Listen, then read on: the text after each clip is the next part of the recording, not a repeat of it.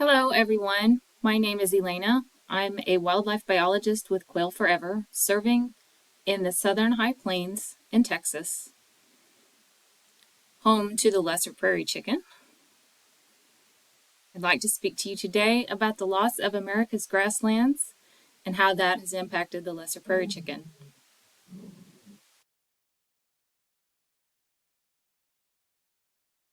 Shortgrass prairie ecosystems provide essential habitat for the lesser prairie chicken. Historically, 265 million acres of semi-arid grasses and forbs sprawled along the plains, canyons, and bluffs. Bison, prairie dogs, black-footed ferrets, swift foxes, and pronghorn called these acres home. Today, less than half of these prairies remain, the majority converted to cropland. This map you can see the areas with shortgrass prairie, suitable climate and soil, and then sort of a mixed range, and tallgrass prairie as you move to the east.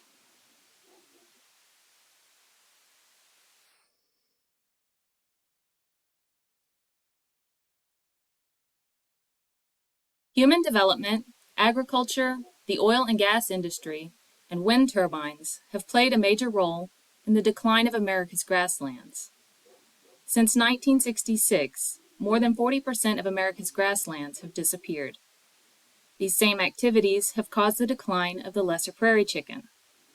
Their population has declined 97% since the mid-60s.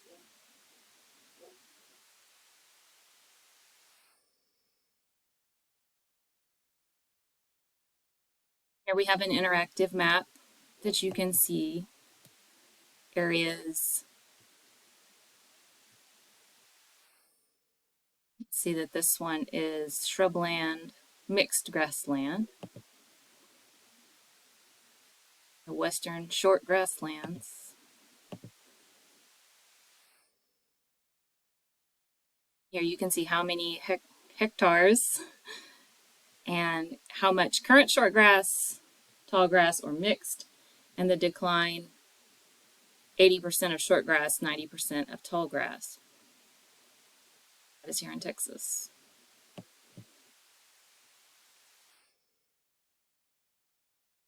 This map shows a change over time from the historic grasslands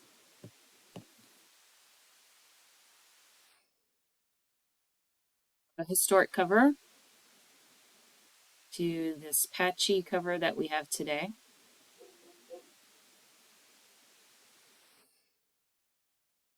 Rather than the continuous that it used to be, which is better for wildlife. Once you have these patchy areas, it makes it difficult for wildlife to move between different areas. It limits their breeding potential and their populations.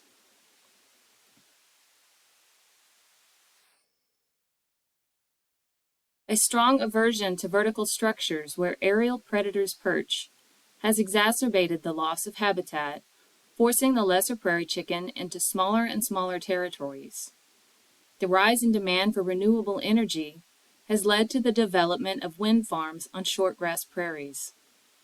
The U.S. Fish and Wildlife Service estimates that the lesser prairie chicken will not dwell within 1 mile of a wind turbine.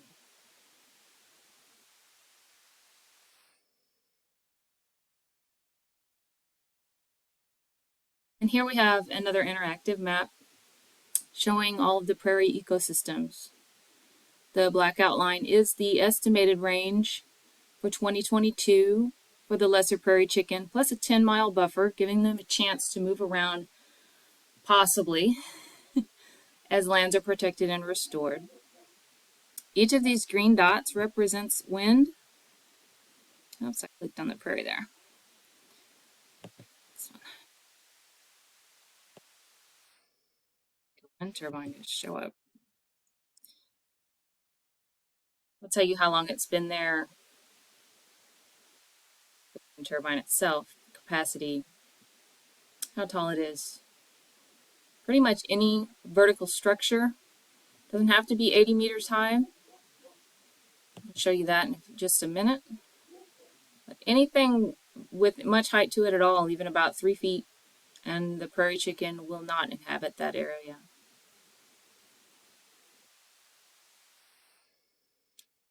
The number of leks, areas where males perform their display to attract females, has declined as wind farms have increased.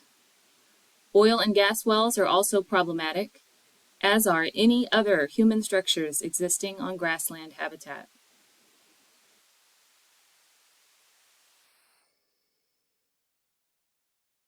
The lesser prairie chicken is also threatened by habitat conversion to agricultural use, overgrazing of suitable habitat by livestock, the suppression of fire, which is a necessary component of a healthy prairie ecosystem, collisions, urban development, and roadways.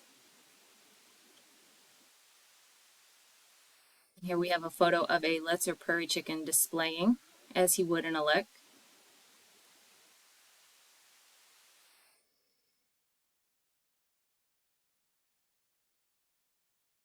This map shows the active and historic lesser prairie chicken leks in their current range. All of the purple show the active leks that were surveyed in 2021. All of the yellow shows from 1999 to 2020. And you can see that they have continued to disappear and be shoved into smaller and smaller territories. Historic populations were not only subject to habitat loss, but also to habitat fragmentation. This breakup of continuous habitat makes it impossible for existing populations to come into contact, limiting the breeding prospects for each group and preventing recovery of the species.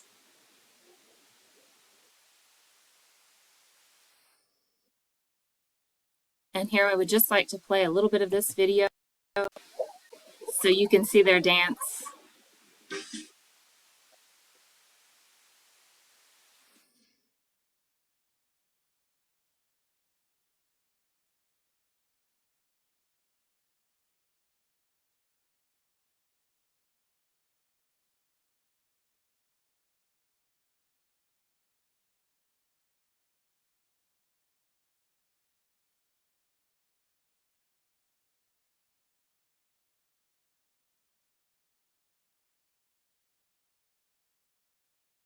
Just wanted you to see a little bit how they move when they display in those leks. It's pretty impressive. They're very cute. Very fun to watch. The lesser prairie chicken habitat has declined to only 10% of their historic range. Their population now stands at about 5% of the numbers they had in the early 1900s. This is a map showing their former range, and you can see all the connectivity. There was no fragmentation. They had all this grasslands to move through in their 5-state area.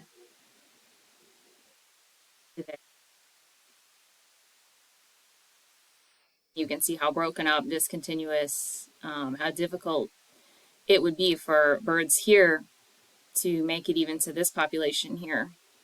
They would have to cross roads, they'd have to cross those wind turbines, they just won't do it. So these areas, this would be a good corridor for prairie restoration. And all this area here potentially could be reconnected in some way depending on what use the land has right now.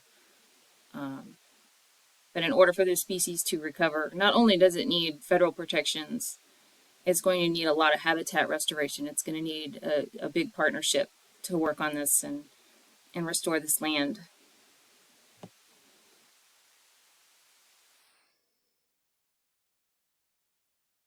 Large areas of native grassland are crucial to the survival of the lesser prairie chicken. Approximately 95% of the lesser prairie chicken's habitat is found on privately owned land. Therefore, a strong working relationship with landowners is vital to the recovery of this species.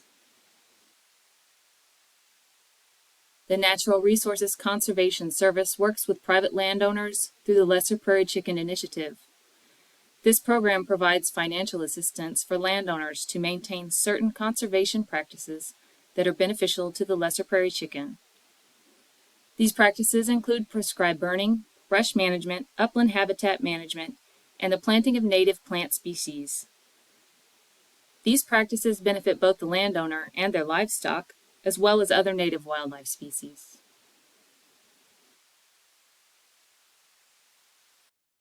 This video gives a good view of suitable lesser prairie chicken habitat.